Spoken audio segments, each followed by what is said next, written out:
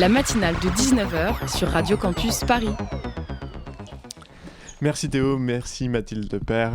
Alors que dans le studio, il est entré avec la grâce d'une cigale contorsionniste qui n'a aucune intolérance au gluten. C'est Mathieu, bonsoir. Bonsoir, j'aime pas le gluten, c'est vrai. Et c'est à toi. Eh bien, en parlant de gluten, c'est dans le thème. Chers auditeurs, ce soir, j'annonce une chronique croustillante, puisque je vais vous parler de pain. Alors je vous explique, le week-end dernier, je suis allé acheter une baguette de pain à la boulangerie. J'étais heureux, j'étais français, un béret imaginaire trônait sur ma tête, des notes de la Marseillaise jouées à l'accordéon résonnaient dans mes oreilles, bref, quel symbole, si ce n'est les grèves SNCF à répétition, représente mieux le patrimoine tricolore que cette foutue baguette, je vous le demande. Arrivé chez moi, j'allume la télé et là, bam, je tombe sur un spot publicitaire qui vante les mérites des meuniers Banette. Une pub qui fleure bon la tradition et le savoir-faire authentique. Écoutez. Et c'est ce mélange de farine qui va nous donner la farine finie. C'est quand même gratifiant de se dire qu'on nourrit les gens.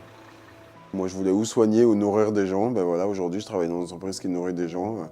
Contrat rempli. Banette, des hommes et des femmes au service du plus beau des métiers. Artisans boulangers et Banette.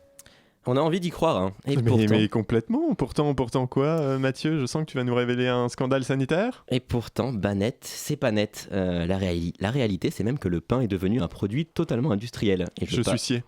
Je n'en reviens pas. Eh ben, je suis là pour ça. Je suis là pour apprendre, pour apprendre des vraies choses qui choquent les gens, qui choquent la France. Les boulangers aujourd'hui n'exercent plus vraiment leur métier d'artisan.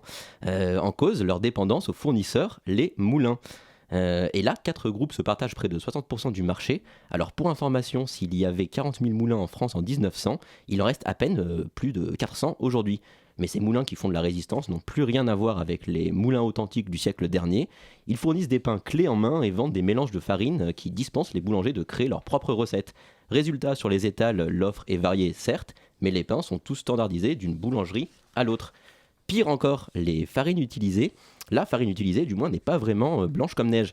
Selon une enquête menée par le magazine 60 millions de consommateurs en février dernier, les fameux assemblages de farine prête à l'emploi commercialisés par les moulins contiendraient beaucoup d'additifs et d'auxiliaires technologiques. Le but est d'aider à obtenir un pain de qualité constante et aussi de faciliter certaines tâches pour accélérer les étapes de fabrication. Cela au détriment évidemment de la qualité du pain. Il n'est d'ailleurs pas rare de retrouver jusqu'à 14 additifs dans une simple baguette. Alors pour le manger mieux, on repassera. Mais alors du coup Mathieu, c'est quoi la solution pour manger du vrai bon pain ? Eh bien peut-être de suivre l'adage selon lequel on n'est jamais mieux servi que par soi-même et de faire son propre pain en veillant à bien sélectionner les farines. Autre solution, s'approvisionner chez un vrai boulanger artisanal qui fait ses mélanges de farine et ses propres recettes de pain. Optimiste, je vous laisse sur ce proverbe québécois, faute de pain, on mange de la galette, c'est tout pour moi. En poésie en plus, oserais-je dire merci pour cette fable de la cigale et du fournil, je ne sais pas. Merci Mathieu, en tout cas, tu es vraiment le levain de cette matinale. Merci beaucoup. Et puis cette matinale qui touche déjà à sa fin, mais il ne faut pas partir, car tout de suite après, si je ne m'abuse, c'est Extérieur Nuit avec notamment Elisabeth. Bonsoir Elisabeth. Bonsoir, oui, à 20h c'est Extérieur Nuit et ce soir on fait une spéciale documentaire puisqu'il y a en ce moment le festival Les Étoiles du documentaire 2019 donc on a les organisateurs et les réalisateurs de certains des documentaires qui sont censés être les meilleurs documentaires de 2019. On en parle donc à 20h.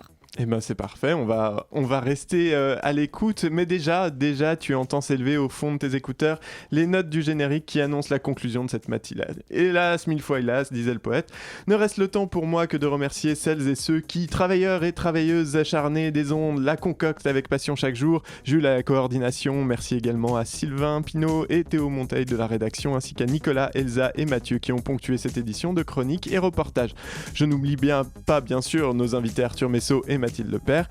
Et enfin, cette émission ne parviendrait jamais jusqu'à tes esgourdes impeccablement coton-tigées sans le doigté exceptionnel d'Antonin qui l'a réalisé avec la fougue cocaïnée d'un CRS devant un cortège de Geneviève Leguet.